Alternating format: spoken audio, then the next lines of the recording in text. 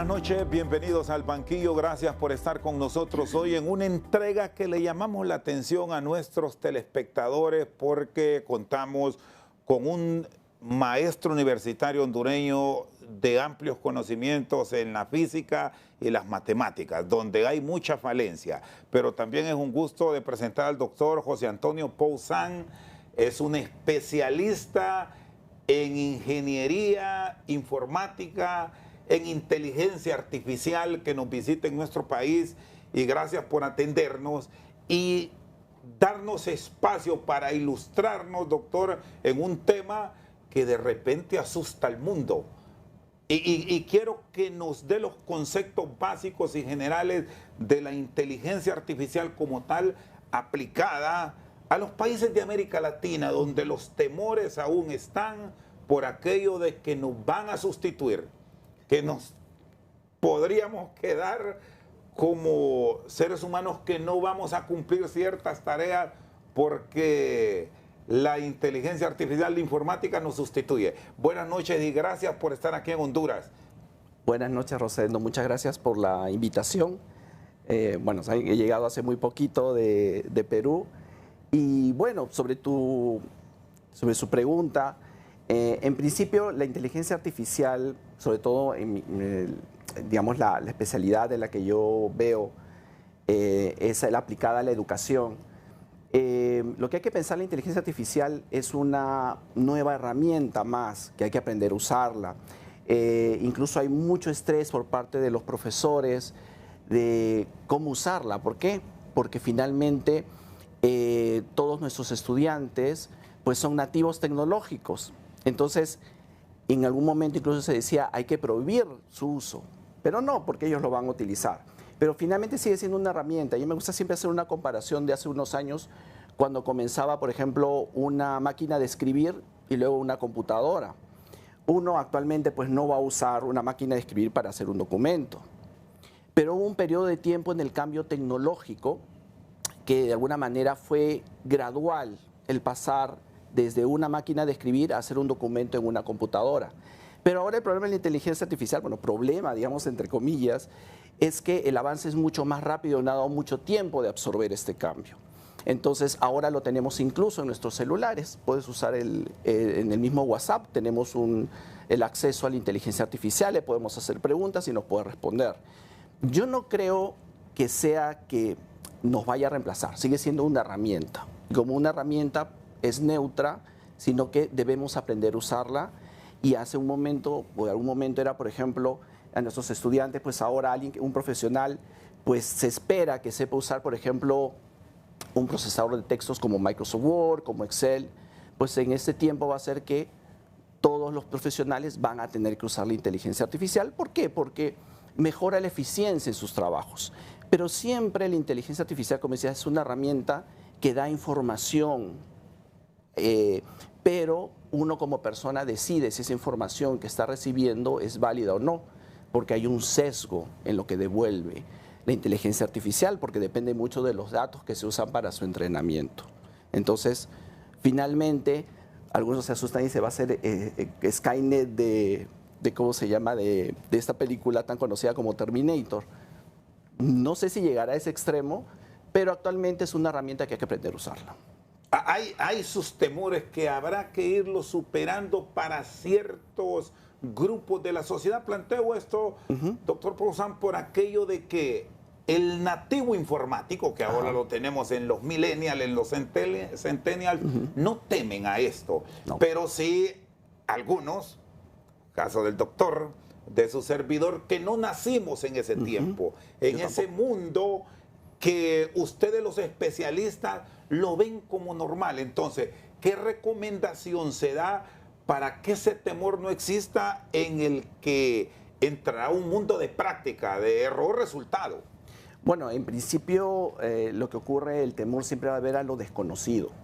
Si uno va a opinar sobre algo de que no conoce, pues bueno, va a seguir teniendo ese temor. Mi recomendación es esas herramientas que las usen, vean cuáles son las... hacer preguntas, comenzar de repente lo más básico, usarlas, sobre todo las IA generativas, que es lo que ha causado tanta preocupación, porque incluso cuando uno les pregunta, devuelve cosas que uno hasta le sorprende, te puede ayudar a mejorar la redacción desde algo más básico o como a darte ciertas cosas muchas más elaboradas. En principio yo diría, hay que usar, es una herramienta, hay que probarlas y ver cuál es su potencialidad. Usted que es un especialista hasta ahora, ¿qué le ha sorprendido de este mundo?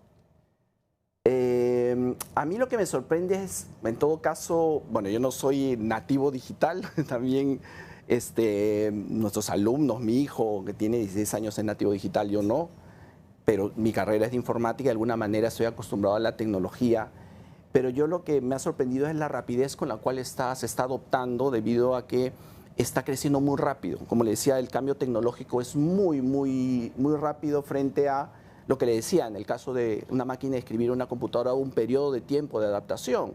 Ahora han aparecido y cada vez van mejorando, y yo creo que eso es lo que me ha sorprendido, la rapidez que está evolucionando.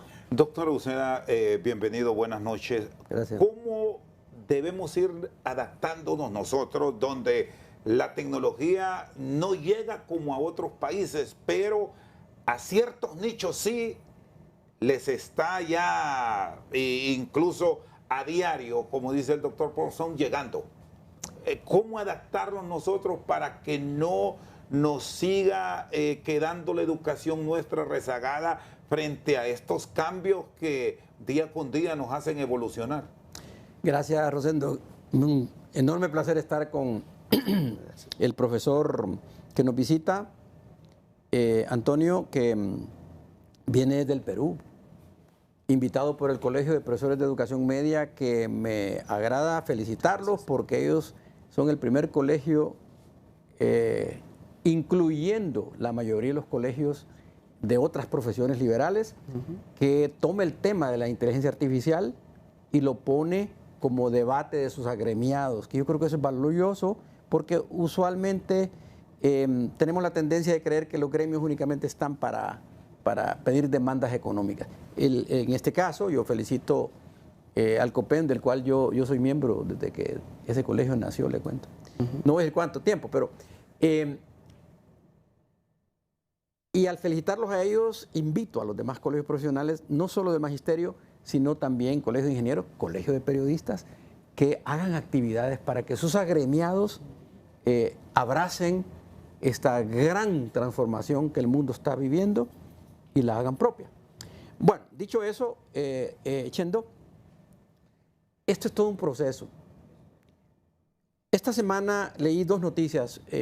Una, creo que cuando abrí Google vi una noticia ahí y me llegó un mensaje que había salido un libro nuevo, que ellos hacen una preventa y yo había dicho que me lo reservara. Okay. La noticia que leí es que se confirmaba que en América Latina había unos simios que habían ya llegado a la edad de piedra. En Panamá, en una isla, no sé si eran macacos, unos simios, los filmaron agarrando un cocotero y otras frutas, agarrando una piedra y quebrándola. Los humanos lo hicimos en la edad de piedra. Pasamos edad de los metales y fuimos en un proceso evolutivo, como dice él, hasta llegar, digamos, en su momento a la revolución industrial, que fue una transformación increíble. Años antes había aparecido la imprenta, que contribuyó a que todo esto se reventara. Con la maravilla de la revolución industrial nos vino el ferrocarril, nos vino el automóvil, nos vino toda la industria. Y cuando apareció la computadora, que es producto de también un proceso que nace allá cuando Galileo inicia su reflexión sobre la ciencia, con Newton, con Maxwell en electromagnetismo, y aparece el genio monumental de Einstein, que hace cuestionar un montón de cosas, incluyendo la mecánica cuántica. A inicios del siglo XX, nace la mecánica cuántica, 47 años después aparece el primer transistor, la ciencia evoluciona hasta entender el mundo de lo pequeño, transistor probablemente del tamaño de la mano del hombre, ¿verdad? Y mientras hablamos, en la uña nuestra caben más de 100.000 millones de transistores producto del ingenio de los ingenieros. La física la ciencia básica, el 57, hice ese aporte y mire, llegamos. Esos transistores que puso el humano han producido chips que son pequeños, fíjense bien, pequeños. Yo me acuerdo cuando en mi casa hubo un primer radio de transistores, ¿se acuerdan? Ustedes no, porque no habían nacido, pero el primer radio de transistores. Había nacido. Y mire, ahora, con ese vertiginoso avance que hace el hombre, se rompe el gran problema que tenía la gente que quería entender la inteligencia humana. Porque reproducir lo que el cerebro humano hace es casi un milagro. Y le quiero decir, 1950 surge el primer gran trabajo famoso en Inglaterra que dice que es posible, ¿verdad? Hasta una película han hecho sobre esto, no sobre ese tema, un tema paralelo con el mismo autor, pero para sintetizar, mire de la edad de piedra, venimos al transistor que pone 100.000 millones, ¿verdad? Al circuito integrado con 100.000 millones, que es capaz de hacer millones de operaciones que le permiten desarrollar los programas de inteligencia artificial. Ahora, usted dice, ¿qué debemos hacer nosotros en sociedades como la nuestra? Yo le quiero decir, marzo de 2017, aprovechando que él tiene raíces orientales, una decisión de Estado. China dice, para el 2030 vamos a ser referente mundial en inteligencia artificial.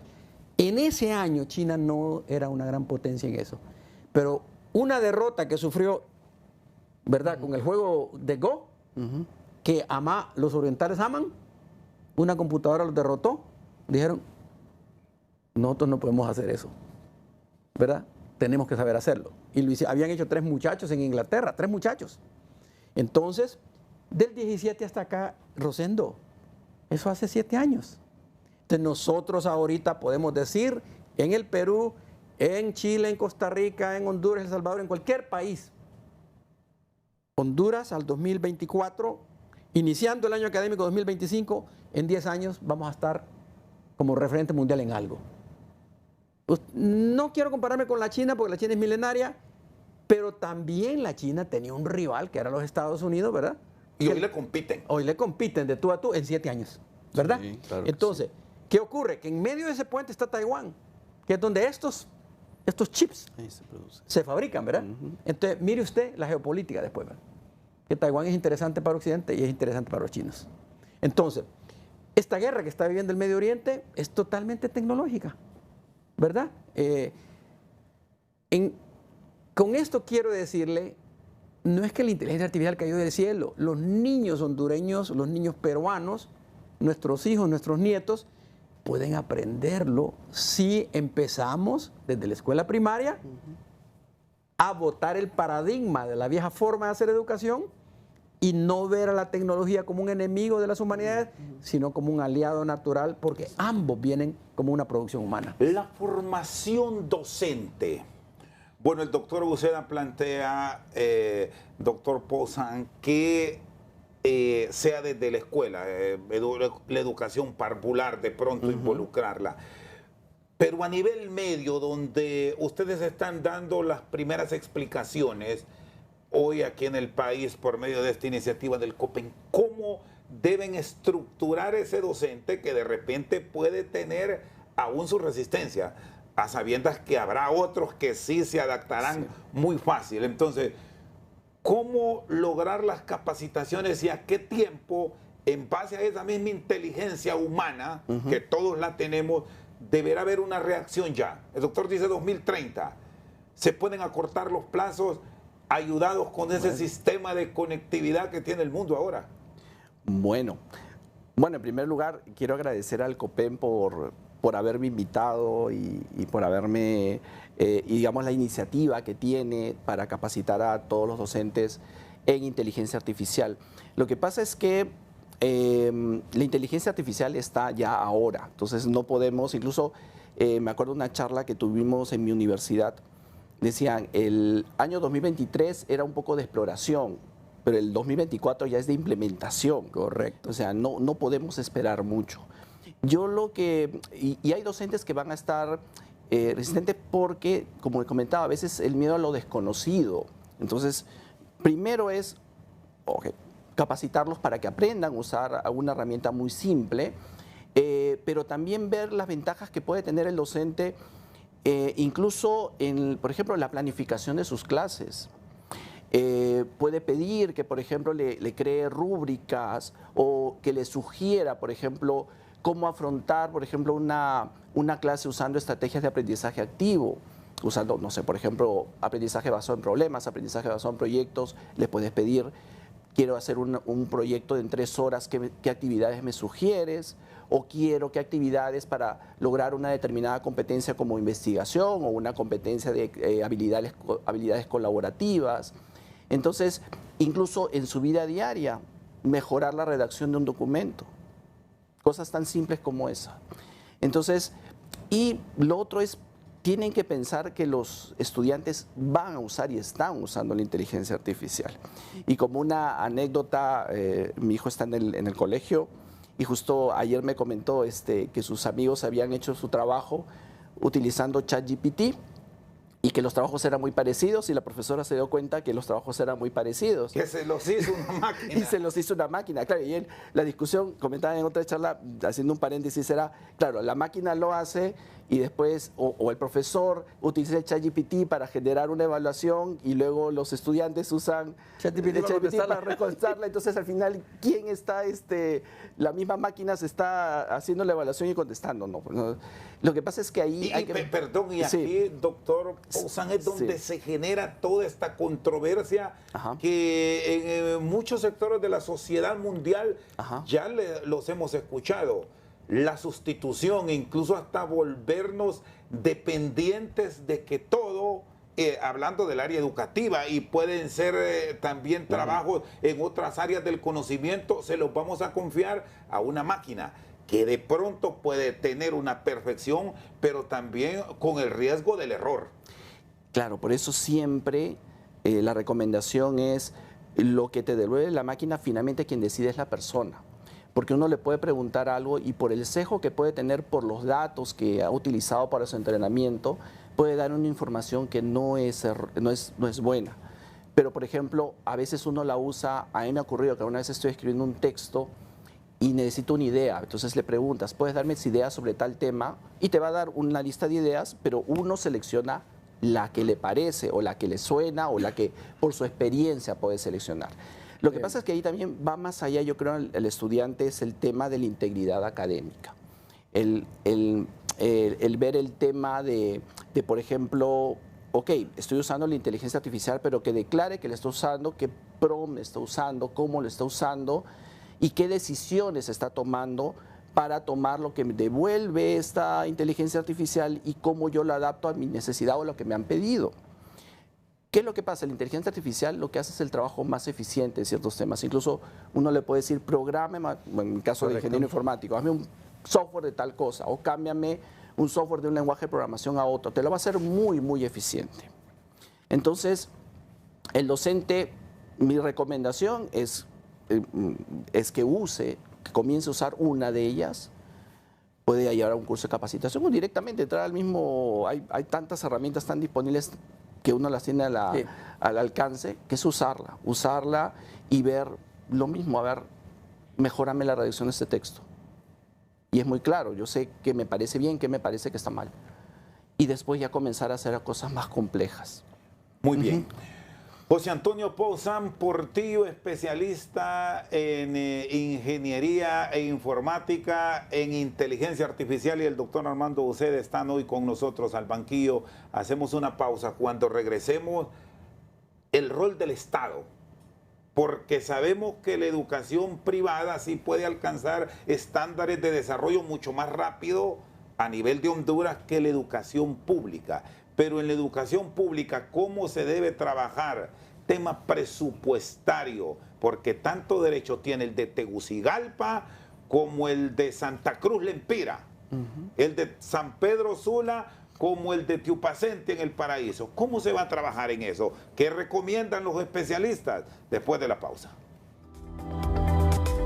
Seguimos esta noche al banquillo nuestros invitados de hoy, el doctor Armando Uceda y el doctor José Antonio Pouzan. El tema del presupuesto y la atención de la educación con estas nuevas tendencias?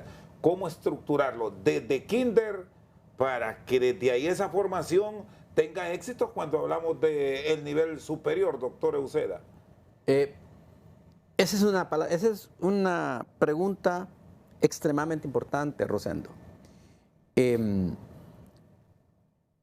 gobierno tiene que poner más recursos, no porque los maestros son buena gente y nada, sino porque el país está sufriendo un rezago y con un impacto de la pandemia que todo el mundo lo tuvo, pero ya los otros países se están organizando. No nos hemos nivelado al la matrícula, no hemos alcanzado la matrícula. ¿Nivel 2019? No, ni en la escuela primaria, ni en la escuela secundaria, donde la cosa es grave, ni en las universidades públicas y privadas, todas han bajado su matrícula, dramáticamente.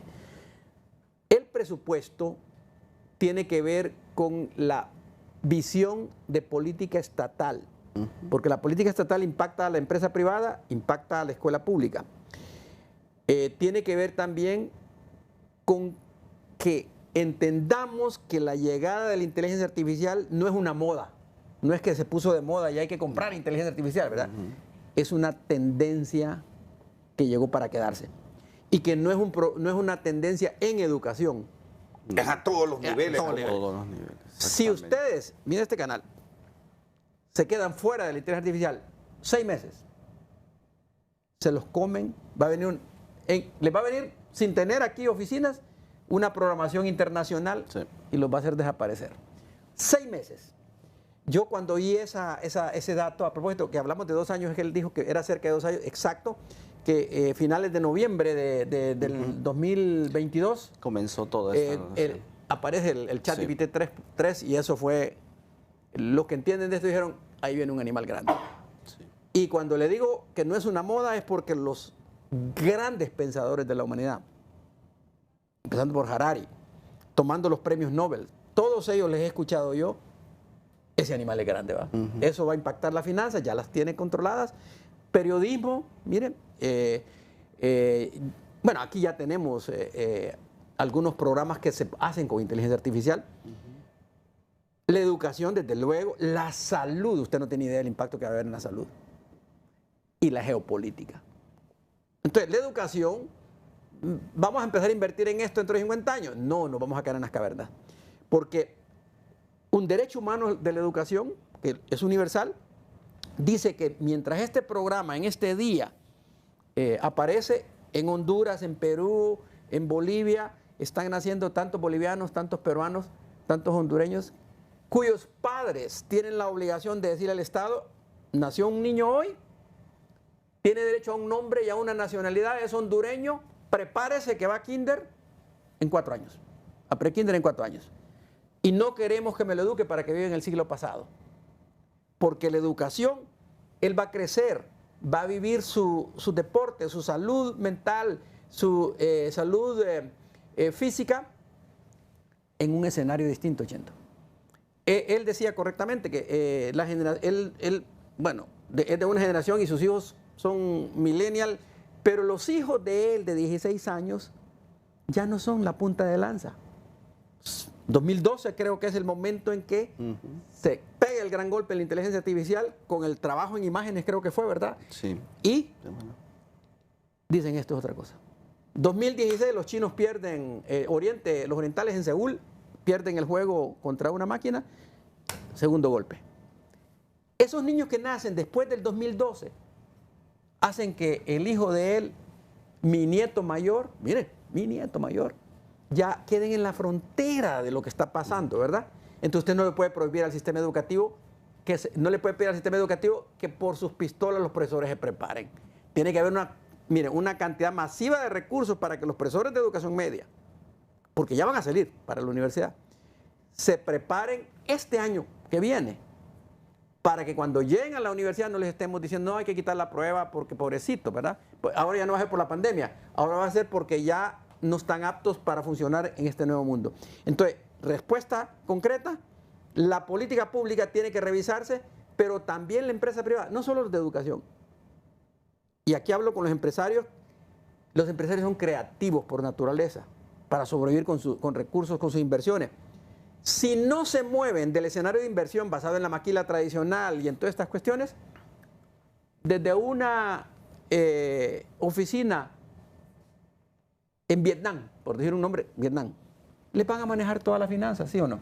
Usted que es experto en el campo, porque los muchachos de esa parte del mundo, ¿sí? Los hindúes, los vietnamitas, etcétera, están siendo preparados, los chinos, para entender este mundo.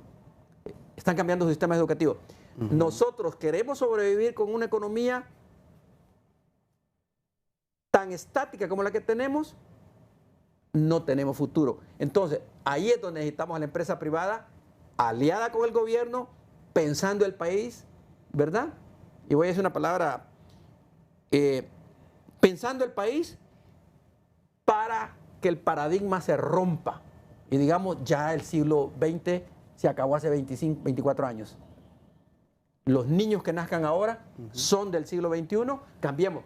Las universidades, fíjese bien, son las que tienen mayor posibilidad de cambio porque su alta escolaridad se los permite. Pero los docentes, y lo decía también nuestro invitado, yo soy docente. Nosotros tenemos una inercia muy grande porque, bueno, yo soy el doctor Euseda, él es el doctor tal, vaya, a nosotros nos fue bien ya en la escuela, ¿verdad? Entonces, Claro. pero a los hijos de nosotros y a los nietos no les va a ir bien si los educan como me educaron a mí. Entonces, el maestro también dice, bueno, yo tengo tantas necesidades y de paso el gobierno no me da y quieren que compre mi propia capacitación en inteligencia artificial. Y también solo así podemos quitar el mito que mencionó el doctor de que la inteligencia artificial es para que lo hagan allá en los Estados Unidos, en China, en otros lados, ¿verdad? Porque nosotros la cabeza de nosotros no da para No eso. la asocian a economías bueno, ni emergentes, sino a economías de algunos países de América Latina. Sí. No lo ven de esa forma. No, pero no solo eso, sino que lo vemos como un espejito, ¿cómo le diría? Esto ya en un viejo documento, ya digo viejo documento, de la UNESCO dice, una de las grandes frases es educar para la incertidumbre. Cuando la incertidumbre se mete en la cabeza del maestro, el maestro se siente, se le apagó la luz, ¿verdad? Entonces, el Estado tiene que capacitar a ese docente porque él, lo que él ha dicho, todo lo podemos hacer los hondureños, todo lo pueden los peruanos, todo lo puede hacer cualquier maestro de cualquier país en vías de desarrollo. Porque la inteligencia artificial, primero, que ellos, los ingenieros, la han hecho extremadamente amigable. Extremadamente amigable. Usted es un gran periodista, mire, es amigo mío. Ahí van a decir algunos que estoy equivocado. Este es un gran periodista. En una sentada, Chendo, que es un hombre inteligente, con experiencia, frente a un programa de estos, le da vuelta al periodismo. ¿Qué hace? Le voy a decir por qué. Porque no solo es lo que tenga ChatGPT, la máquina ahí, sino lo que está en el cerebelo, lo que está en nuestra cabeza, su experiencia, la mía, la de él, porque nosotros vamos a preguntarle y le vamos a decir, queremos que nos hagas esto, que nos hagas lo otro. Y él lo va a hacer bonito. Una especie de volver más eficiente el conocimiento humano. Y aquí ya que toca este tema, doctor, es fundamental no quedarse con eso que la máquina le va a dar, porque son sistemas aleatorios con múltiples variables. El conocimiento humano, como decía el doctor Sanz, sigue siendo fundamental para el manejo a la perfección de estos sistemas. Hay que saber convivir, pero saber que uno tiene personalidad jurídica, no la máquina. Y que uno tiene ADN. Pero también, ojo, estar consciente que esto que está pasando, pero es un paradigma importante, esa máquina puede llegar a tener conciencia. Porque, perdón, ¿verdad? Aquí quiero involucrar Bueno, al doctor José Antonio. Hace unos días alarmó en el mundo porque unas máquinas en Estados Unidos que estaban con un servidor puntual para responder mensajes de abonados que tenían quejas por las bajas de energía, se autoprogramaron. Sí. Y sus respuestas fueron más allá de lo que el programador justamente había dejado para respuesta a los usuarios. Y de pronto ahí es donde están estos temores. Lo que pasa es que de las IA, digamos, la que nosotros, digamos, que ha causado tanto revuelo son las IA generativas, las que generan cosas en base a... Entonces... Perdón, a eso me refiero con conocimiento, no el conocimiento del ADN del carbono, sino el conocimiento del silicio. No la conciencia del silicio. Es decir, porque todo tiene que ser humano. Claro. ¿Verdad? Ahí es donde tenemos que cuidarnos, porque lo que él dice es cierto. Perdón que lo interrumpa, pero es que es importante. Crean conocimiento. Doctor. Sí, justo, por ejemplo, en mi experiencia, yo en el tema educativo a mí me gusta y trabajo en el tema de la aplicación del uso de estrategias de aprendizaje activo en aula. Entonces, me acuerdo claramente hace unos meses que le hice una pregunta a una de las IAs generativas, dame la lista de 5 publicaciones sobre el tema. Y le puse exactamente sobre qué tema y me salieron 5 publicaciones. Entonces, los títulos eran muy interesantes, bonitos. muy bonitos. Y dije, qué bueno que esté avanzando el tema. Y cuando googleé, bueno, entré a Google y googleé el título, no existía. Y de los 5, solamente 4, o sea, 4 no existían, porque incluso entré a la revista, no existía el artículo. Entonces, ¿qué pasa? Como es generativa, puede generar cosas que incluso no existen o que ya están ajustando los algoritmos para que no ocurra. Porque es eso, es una IA generativa, genera conocimiento en base a lo que se ha entrenado. Entonces, por eso también hay que tener mucho cuidado en el sesgo. Hay cosas que hay que tener mucho cuidado, que eso sí es bueno que lo sepan, es el sesgo de la información con la cual puede ser entrenado. Lo otro es, hay que aprender también a leer las letras pequeñas cuando uno entra a estas IA generativas, porque a veces uno a veces uno no lo sabe y todo lo que uno va ingresando lo va almacenando y lo usa para el aprendizaje de estas IAs. Entonces, hay que ver si hay opciones de que uno pueda usar esas IA generativas sin que la data que yo ingrese sea usado para el entrenamiento. Entonces puede haber un tema de privacidad de información, de datos. Hay que tener mucho cuidado con eso, que a veces uno cuando entra a esos aplicativos pone acepto, acepto, acepto, acepto y no lee las letras pequeñas, hay que aprender a leerlas. Correcto. Y eso Pero en general, no solamente para ellos. Ese tema, perdone que lo interrumpa, pero ese tema, Chendo, de creer que lo que escribe ChatGPT o lo que escribe Pi.ai, que eso es bíblico, que eso es como leer la Biblia, como leer los 10 mandamientos, ese es el gran error que comete el lector. Hay que revisar. Hay que revisar. Agregar, quitar. Sumar, restar, multiplicar y dividir se puede equivocar. Es decir, la computadora. Yo he encontrado errores donde se equivoca, ¿verdad? Entonces, pero yo gano en velocidad porque me hace el cálculo preliminar de lo que yo quiero. Exactamente. Él dice, por ejemplo, los científicos, los que están estudiando su doctorado, su maestría, ¿deben usar ChatGPT o la inteligencia artificial? Claro que sí, pero ellos tienen una gran responsabilidad. Porque su tesis doctoral tiene que producir nuevo conocimiento genuino, original. Y ellos tienen que ayudarse de la inteligencia artificial, pero la inteligencia artificial no va a ser demandada o desprestigiada, va a ser él. Entonces, eso de las referencias es un problema que lo tenía ChatGPT 3.5, se ha mejorado mucho en el 4, en la siguiente versión, y se va a corregir. Claro. Lo van a corregir, ¿verdad? Porque ellos van avanzando muy rápido. Pero uno tiene la tendencia de que como está tan bonito aquello que escriben, porque mire, eso le supera a cualquier escritor. Exactamente. Tan bonito uno cree que todo eso es cierto. Sí. Pero si usted le dice a él que le escriba, como yo lo he hecho con mis alumnos, compórtate como que eres una molécula de cafeína. ¿Verdad? Y narra en tu diario, escribe tu viaje desde la taza de café hasta el momento que llegas al sistema nervioso central de quien te está tomando. Usted lee ese cuento y pareciera que está hablando con un alma viviente, la proteína, ¿va? Y lo que es la inteligencia artificial no distingue que es un humano, que no simplemente agarra y hace un cuento y le pone, basado en lo que le dije, le pone ciencia. Pero usted tiene que estar consciente que no es que tiene, con los niños, cuidadoso, ¿va? Que no es que es un animalito la proteína de la cafeína, pero capta lo que estoy diciendo. Es decir, no le creamos todo, contextualicémoslo. Sí. Muy bien, vamos a hacer una pausa. Dejo la pregunta para el doctor Pozán.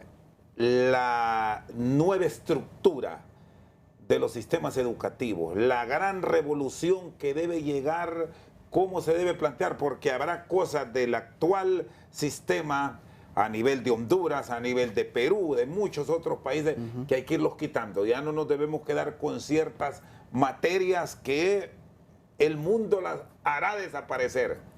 ¿Cómo estructurarnos después de la pausa? Tenemos aquí la recomendación para los educadores de Honduras. Seguimos al banquillo, hoy hablando de inteligencia artificial y la modernidad que debe llegar a todos los pueblos del mundo. los grandes cambios, los textos, los números, ¿cómo deberán estructurarse? Bueno, la pregunta no es tan fácil, pero creo que me voy a ir a las bases en el sentido de que la inteligencia artificial lo que va a hacer es hacer el trabajo más rápido y eficiente. Yo creo que centrarnos en eso. Es una herramienta más que obviamente va a hacer el trabajo más rápido que de repente una persona, porque por ejemplo en el caso de la medicina, si entrenamos a la inteligencia artificial con todos los artículos científicos que se han producido, obviamente me va a dar de repente un mejor diagnóstico que un doctor que solamente no tiene acceso a tanta información y procesar tanta información a la Es decir, la vez. inteligencia artificial para un médico especialista entrando a la rama de las ciencias médicas va a ser una maravilla y un Claro. gran auxilio para un médico general, que hay muchos en el mundo que no tienen la oportunidad de la especialidad, pero ahí puede encontrar una supuesto. guía para una atención efectiva. Por supuesto. Pero no quedarse con la máquina. El punto que decía el doctor Uceda, Exactamente. hay que revisar. Sí, y lo otro es el factor humano, o sea, eso no va a cambiar. Nosotros somos diferentes y incluso me acuerdo incluso antes de pandemia fui a una charla de cómo iba a revolucionar, incluso no había este boom de la inteligencia artificial generativa, pero decían qué va a pasar, por ejemplo, en el caso de la medicina. Si, por ejemplo, una máquina va a hacer una operación mucho más precisa que una persona. Entonces, ¿cuál es la labor del médico? Bueno, el médico está el conocimiento, digamos, acercarse al paciente y trabajar con el paciente desde el punto de vista emocional, pero también teniendo sus conocimientos y qué es lo que es más adecuado. Y lo otro también desde el punto de vista de investigación. Hay algunas, yo creo que incluso a nivel de investigación, estas sí a lo que van a ayudar es hacer esta revisión de literatura mucho más rápida y existen herramientas que te dan unos buenos resúmenes, un buen análisis, que finalmente uno tiene que revisar y ver si está de acuerdo a lo que uno se está preparando. Pero yo creo que ese proceso, por ejemplo, va a ser mucho más rápido y nos vamos a centrar en el aporte original que debe tener, por ejemplo, una tesis doctoral. Entonces, un alumno o un estudiante, pues, lo que va a ocurrir, y vuelvo a lo que comentaba al inicio, ¿no? El cambio que pasó de una máquina de escribir a una computadora. Cuando usaban una máquina de escribir, que era, uno se equivocaba y agarraba de repente un liquid paper y comenzaba, y a veces mi esposa, bueno, es abogada y me contaba que en el juzgado lo que pasaba era te equivocabas y agarrar el papel, romperlo y volverlo a hacer. Bueno, en el periodismo eso fue un dolor de cabeza histórico que de repente hizo grandes escritores en el pasado, porque deberían de tener una precisión, sobre todo el que tenía la publicación en medios escritos. Exactamente, pero ahora uno usa un procesador de texto, ¿no? Grandes artículos. Claro, y ahora uno usa un procesador de texto que te facilita las cosas, hasta te corrige la ortografía, pero a veces se equivoca en la corrección de ortografía, le pone la tilde donde no es, pero uno va más rápido. Igual, en este es un cambio que va a hacer el trabajo más eficiente, el mismo caso de la calculadora, ¿no? O sea, no es que no se les enseñe a sumar a los alumnos, hay que enseñarles a sumar porque también ayuda, les permite razonar, pero hacer una suma muy larga pues no la van a hacer a mano, ¿no? Uno usa una calculadora. Entonces yo creo que va por ahí, es una nueva herramienta que hay que utilizarla, va a ser el trabajo más eficiente y quien no la use pues va a estar en desventaja. Y ojo, que aquí debe haber un trabajo también a conciencia para no volvernos tan dependientes. Eso y también. el otro elemento que quiero su análisis de esto, porque hemos hablado lo positivo, porque es el enfoque positivo de desarrollo, pero también está la maldad que la inteligencia artificial puede generar en este mundo cambiante, porque igual pueden tomar voces de determinado actor, de determinado sector de la sociedad y asociarlo a hechos que son reñidos con las buenas costumbres, y ya lo hemos visto. Y yo le digo de voces, pero igual se da imágenes, porque pueden hacer montajes entre un hecho que fue real, pero con otro actor, que descubrirlo, pues resulta extremadamente complejo, doctor. Sí, porque así como va a ser el trabajo más eficiente del lado positivo, también va a ser eficiente en lo malo. Eso es muy cierto. Incluso el tema de, no sé si se quiere hacer algo malo, va a ser mucho más rápido. Antes no sé, lo que dice, falsificar la voz, crear un video que no es cierto. Pero ahí es un tema de la educación que sí se debe hacer y no se debe descuidar, es el tema de ética, porque es cómo usamos la herramienta de manera apropiada. Ahora, es que ojo, cuando hablando de voz, como podemos hablar de imagen, es la voz de la persona, debemos decir, Claro. es la voz de un actor que efectivamente está trasladando esa información. Pero los algoritmos, los sistemas, Sí. las variables lo juntan para una información a toda luces falsa y que se den la voz de esa persona, por citar el caso de una persona que habló. claro, pero ahí es el lado negativo de usarlo para el mal, esa creación, pero puede usarse para algo positivo. Por ejemplo, Sí. me acuerdo hace poco que estábamos haciendo un curso MOOC y el profesor pues tenía miedo escénico, no podía hablar, tartamudeaba.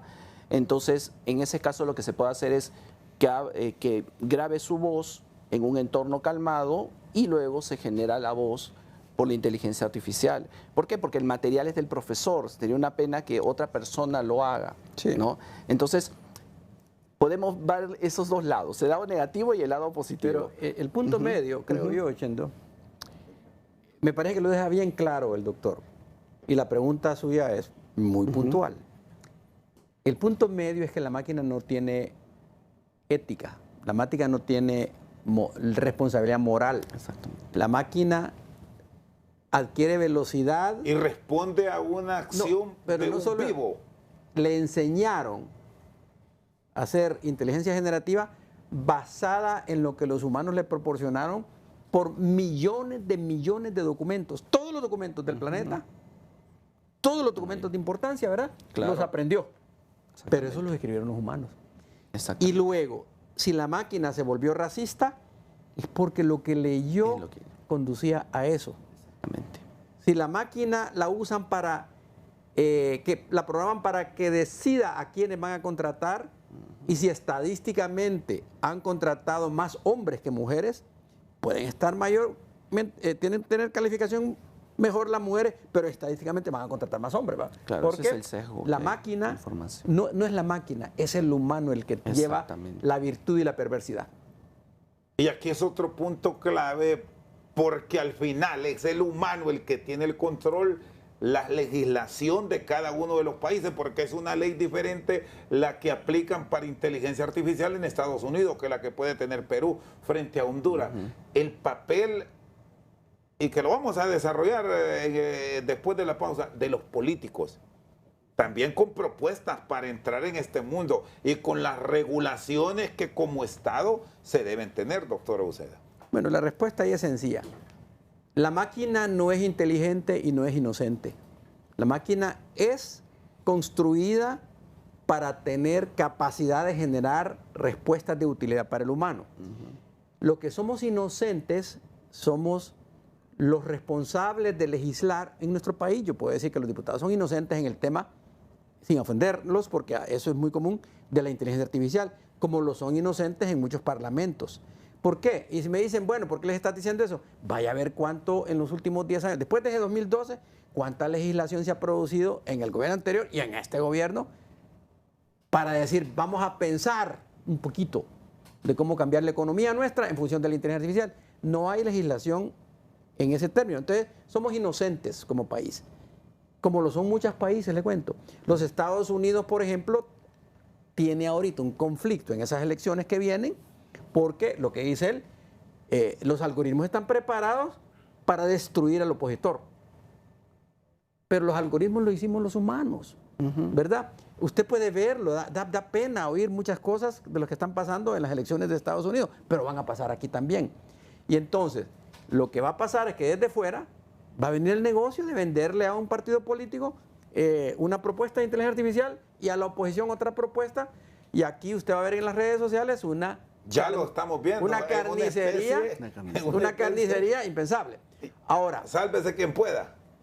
cuando empezó el programa yo dije que había visto un mono quebrar con una piedra a un coco. Pero también vi un libro que es de Yuval Noah Harari, Nexus, el último libro de él, y una frase me impresionó.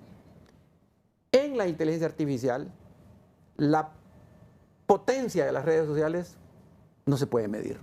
Es increíble.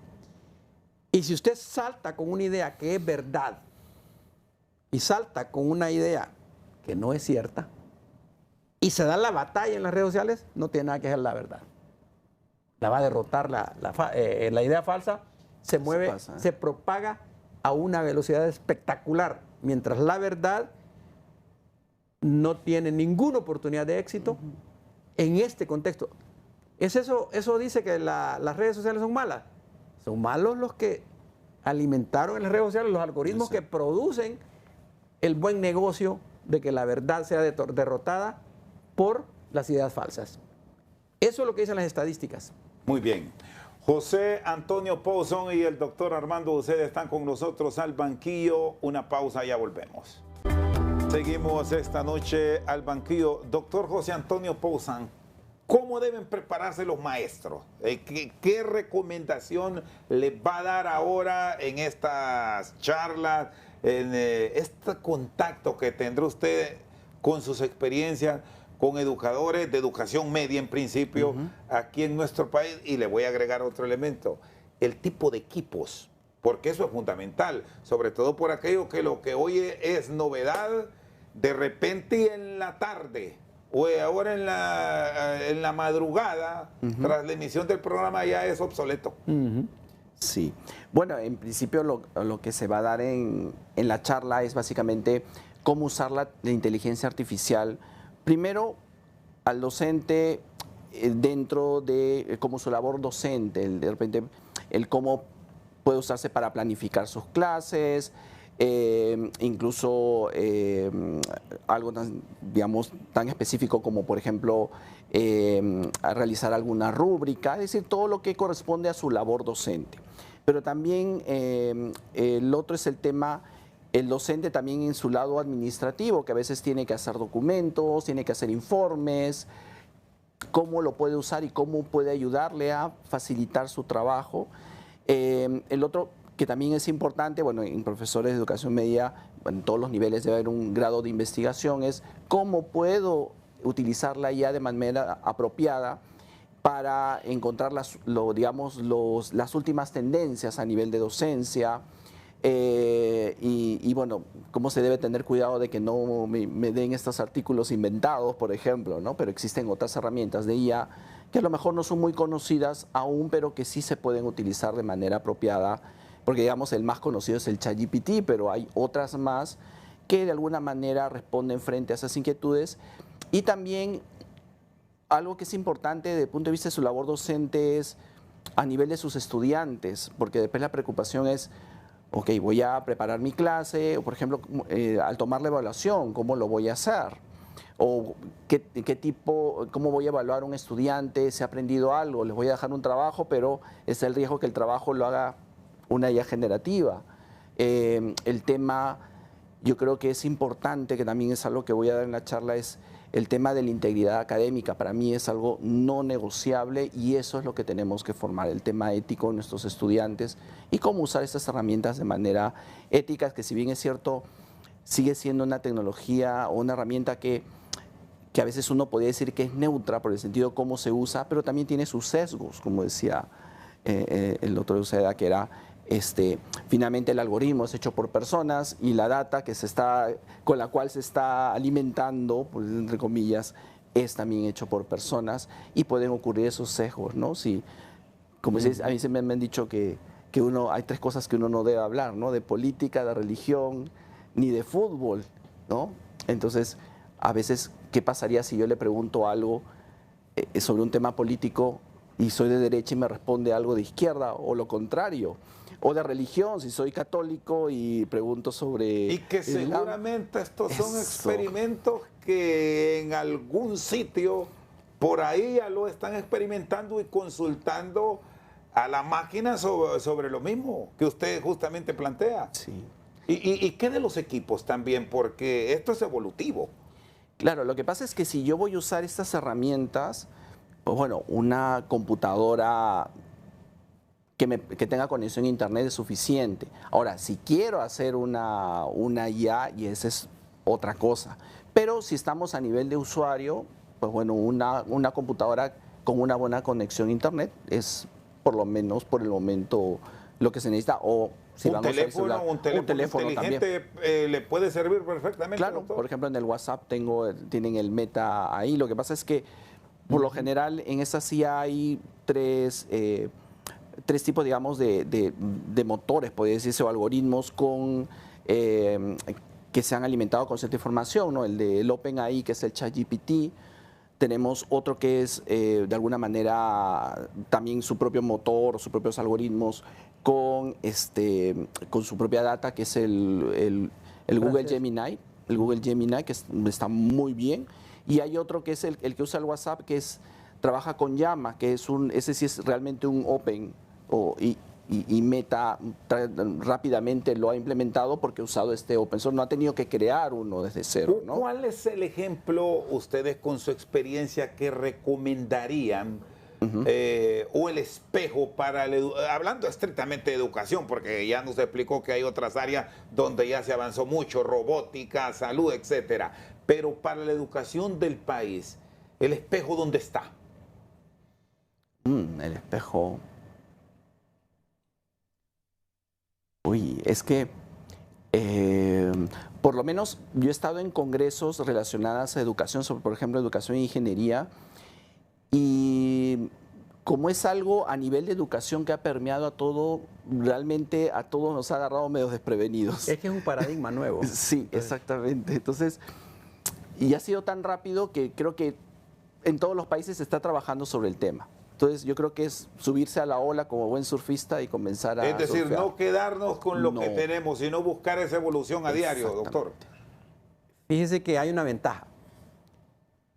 Como es una ruptura de paradigma, el pasado ya no es algo que debemos de respetar al 100.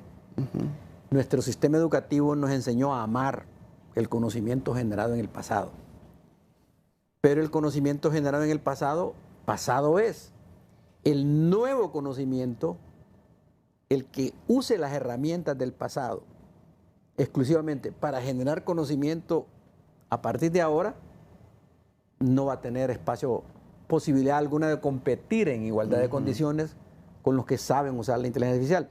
Pero por otro lado, eso no quiere decir que no sirve el pasado. Si quiere, el conocimiento no es que no sirve lo que usted y yo sabemos y lo que él sabe, sirve si lo contextualizamos con la educación superior. Ahora, por otro lado, la idea clave para la educación de Honduras, es probable que para otros países nuestros también, es que nos demos cuenta que sí tenemos la capacidad de que entrenemos rápido a nuestros maestros para que entren a hacer lo que está planteando el doctor. Que en lugar de ponerse a mano a hacer el plan de clase, que solo él va a leer, ¿verdad? Y que en el fondo va a copiar de las ideas que le dieron todos los días, hacer eso, a prepararlo de esa manera, debe tener claridad. Hoy voy a enseñar tal tema de ecuaciones diferenciales, ¿verdad? Y voy a ver el libro texto que siempre consultaba y le voy a decir a ChatGPT, fíjate que tengo, o a otra inteligencia, a Gemini, tengo que preparar una nota técnica sobre este tema para darlo en una clase. O en secundaria, pues quiero enseñar tal tema de álgebra, ¿verdad? En secundaria. ChatGPT va a agarrar la base de datos que incluye todo lo que los profesores del mundo han hecho. Oiga, todos los planes de estudio que se han escrito, y va a decir, tú estás preguntando esto, y él va a hacer una mezcla de ideas, y le va a poner, y ahí le dice usted, pero fíjese que ahora están pidiéndolo por competencia, ¿verdad? No por objetivo, ¿verdad? Sí. ChatGPT en un clic, o Pi, o cualquier inteligencia artificial, se lo va a tirar. Claro. Eso es correcto que lo haga el maestro, no está chepeándole a nadie, no está haciendo fraude. Lo que no es correcto es que el maestro redacte la prueba utilizando inteligencia artificial, ¿verdad? Y le diga a los alumnos, no, pónganse aquí, hagan el examen, usted no use calculadora, no use computadora y todo, y aquí me lo contestan todos. Claro. Porque eso sí no es ético. Porque como él sí pudo usarlo, él tiene que redactar un examen. Ese tipo de exámenes ya no sirve. Él tiene que redactar una prueba en donde le diga, puedes consultar la inteligencia artificial, pero necesito que me digas dónde lo consultaste y yo acá te voy a preguntar algo sobre lo que tú hiciste y lo que hizo la inteligencia artificial. Muy bien, gracias, doctor Armando Uceda. 30 segundos, doctor Pausán, y gracias por darnos estas ilustraciones que ya pronto esperamos los docentes en Honduras y en otras áreas del conocimiento se apliquen con inteligencia artificial. Bueno, muy rápidamente lo que les comenté al inicio, es una nueva herramienta y pueden generar mucha incertidumbre. Yo les recomiendo, úsenla, experimentenlas. Y a lo mejor hay muchas, incluso entrenamientos por internet que les puede ayudar cómo hacer el uso adecuado de esas herramientas, pero siempre también digo, la integridad académica no se negocia. Muy bien. José Antonio Pausán, experto en inteligencia artificial, y el doctor Armando Uceda esta noche al banquillo. Por su sintonía, muchas gracias.